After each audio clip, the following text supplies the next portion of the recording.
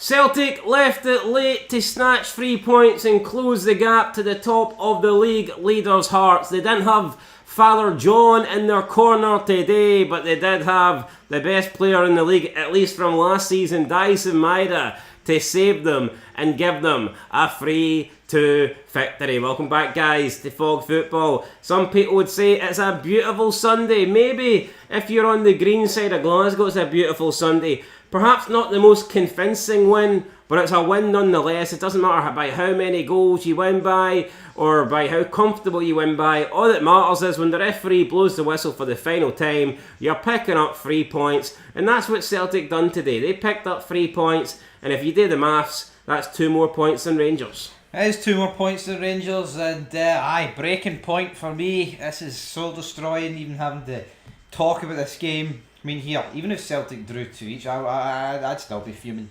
Not with this result, but the week, it's like just Russell Martin, man. I know it's not the time to talk about Russell Martin, but I can't stand him. He needs to go. Well, let's talk about Brendan Rodgers. Can you stand him instead? I'm going to have to, ain't I? So talk about him. What's he been saying then? Well, not a lot, but let's talk. Alright, so he's not been saying anything then? Well, I think we should cover what happened in the game first before we get into I thought you had something groundbreaking to say about Rodgers. Apparently the referee was shite today, according to Craig in the chat. Was he? I don't know, I was watching some other shite games. So. Yeah, so we never paid £20 for Celtic TV today, unfortunately. No, so... I mean, honestly, fucking... Just a failed YouTube podcaster. I can't afford £20 for Celtic TV. Aye, that's it. But, right, let's get into the game of football then, shall we, that we didn't watch. So it's tough to review it, but I've seen some of the goals, I've seen some of the moments, so what do you want to talk about first? Well, let's talk about the most important moments. So, in the actual penalty, 28th minute, was it a penalty? Another handball, yet again, Celtic getting a handball in their favour. Well, I mean, you say yet again, but Ian Actual kind of did get shafted there on Thursday, didn't he? Well, I've yet to see an angle that would deem that a handball in the actual one. Like, I haven't seen it. But there's yet to be an angle that proves it didn't. Here's the difference. I want Celtic to win in Europe, and I want them to lose every week domestically. So I want them to lose everywhere. That phantom handball against Denny Actual, it's not like I was pleased about that. Apart from the fact that I had money on Braga, so I was like, aye, alright then. The Coefficient Cup is so far down my list that... Nah, the Coefficient Cup... It's scraping the floor. You'd be better off just melting that cup and getting some silver out of it, because it's worthless at this point. It's no worth hee-haw. Anyway, Denny Actual takes the penalty, bang, scores at 1-0. I think Celtic deserved their lead at this point. Motherwell then created their first real chance, and then moments after that, Stamp got a goal of his own. Stamp? I call him Stamp because I just cannot pronounce his name. Stamp had to pop up with this. Yeah, well, I call him Stamp, and he stamped all over Celtic there for the equaliser. Great diving header. I mean, shite from a Celtic point of view, but a good header nonetheless for Big Stamp. Not quite your Stamp, but moving on. Aye, so he gets the goal, that makes it 1-1. We then go into couple of boos. What do you make of the banners? Get the board out. A lot of people aren't happy. They're saying shove the Monday meeting up their arse. Well, I'll tell you that in a minute, but thoughts on Masawani? I think he's been very good for Motherwell so far. Very impressive. I think most people have been good for Motherwell so far this season. Yeah, to me he's been like one of the standout players. Been very impressed with him. I agree with that. Right, second half then, Motherwell get a penalty.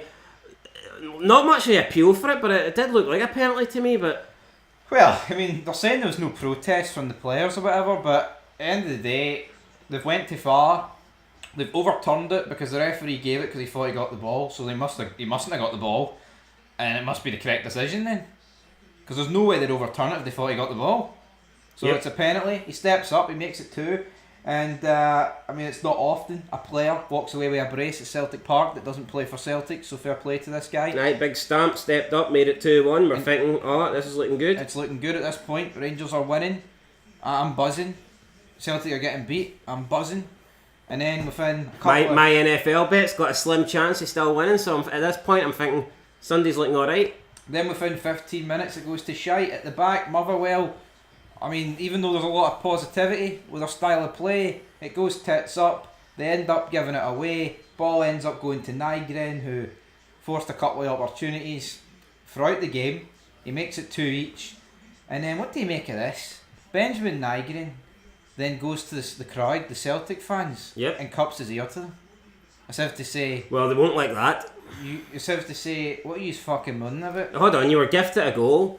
You fucking knob-end. It's like, maybe if he... You know, see if they're under pressure and maybe he scores a worldie or something, or does something great and single-handedly changes the game. I think you can almost accept that, because if you deliver a moment of brilliance like that, then fair enough. But I mean, he's been gifted an equaliser here, and then he's went up to say to the fans, as if to say, well, what he's complaining about. Maybe they're complaining about the fact that this Celtic team has been bang average now for a while. And getting, scraping, getting over the line against certain teams, and against other teams are not getting over the line. I think the Celtic fans were entitled to not like what they were seeing at 2-1 down. But this guy's got the audacity to go over, and at the end of the day, man, 60,000 of them turn up, they pay up, they show their money, they show up. And well, there was a lot missing today. Well, I don't care how many's missing. The ones that are there, the ones that are there are entitled to boo if they're not liking it. And I just can't believe this guy has got the audacity to go up and cusp his ears to the players because he's been gifted a goal. No, absolutely. No, but hold on here. Say Scott Arfield picked up the ball in the 94th minute, right? Mm-hmm. And just did a 180. He's looking down at Butland. He's about to pull the trigger. Then he just does a 180 and turns around and fires the ball from about 87 yards past Scott Bain into top bins, and then he runs over and jumps into the Rangers away end, starts there, and then Martin runs over to the Rangers away end and cusps his ears as if to say, here, you boys in blue, you pricks, what were you booing for? Would that be acceptable? I love the fact that goal for Rangers is that unlikely. Scott Arfield has to score an 80-yard on goal. But you get my point, alright? It would be the opposition gifting a win to Rangers. Would the Rangers fans accept that shit for Russell Martin? No. So I don't think Celtic fans should accept this shit for Benjamin Nygren. A guy that, by the way, has had a couple of decent performances but been mediocre in the majority of his games. Absolutely right. Celtic made a few changes. Well, before this goal, they get the goal late on. Balakisha whips it into Maida. 3-2. Maida, who's been questioned the last couple of games, been buried the last couple of games, makes it 3-2. I mean, it just puts the cherry on top of a shite weekend for me. And Celtic win. It's a massive 3 points, because make no mistake about it, if they drew, it would have been a meltdown, right? It just would have been. But at the same time, they won. But it doesn't change my opinion that Celtic are pretty poor. Yeah. I know that's rich coming from me, but... Yeah, well, two things can be true. Celtic can be pretty poor, and Rangers can be absolutely diabolical. You know what I mean? And that's where we're at. As for Motherwell, I like what this manager's trying to do. In my opinion, this is how you lose a game of football. You play good at Celtic Park. Unfortunately, with Motherwell's style, you can't do it against a big team. Well, you can, but things like this can happen. Yeah. But yes, I think it's wrong. If this is Stuart Kettlewell like last season, they might actually win 2-1 for that point if you just play heavily. Or at least hold it for a draw. But I think it would be wrong to criticise the Motherwell manager and the Motherwell players for how good they've been this season, but then throw this in their face. Unfortunately, it's just a part and parcel, isn't it? Really, if I can use one of Sadiq Khan's famous quotes. It's if you play this way, then unfortunately it is going to lead to potential errors or crucial mistakes at the back like that can cost you games. But at the same time, if Motherwell weren't playing this way, they wouldn't have all the fans raving about them, and they might not have the success that they've had, albeit they've only won one game in the league, and you could argue that's not that successful. But yeah, you get my point. You brought up Stuart Kettlewell. I'm pretty sure he's sitting third in the league table after this weekend. So he is. You know, a lot of people say his football's putrid. So I mean, there you go. He's doing all right. He is. Anyway, 5-goal thriller. Celtic win.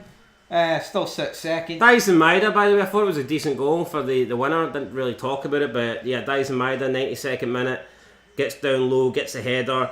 I think that's the least he can do because he's been shocking so far this season. So nice to see him show up and actually remind us who he is.